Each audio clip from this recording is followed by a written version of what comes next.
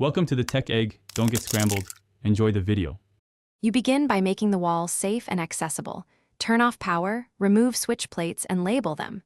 Next, score the wallpaper lightly. Scoring lets remover penetrate but prevents damage when you pull.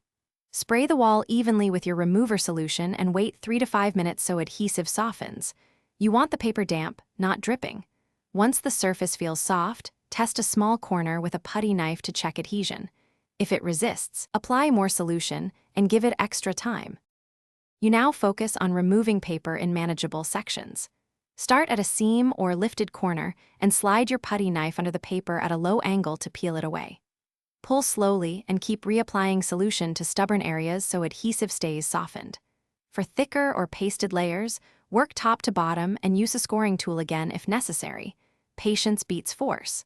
Once most paper is off, use a sponge and warm water to clean remaining glue. Scrub gently to avoid removing drywall paper. Finish by removing all residue. Wash the wall with warm water and a mild cleaner, then rinse.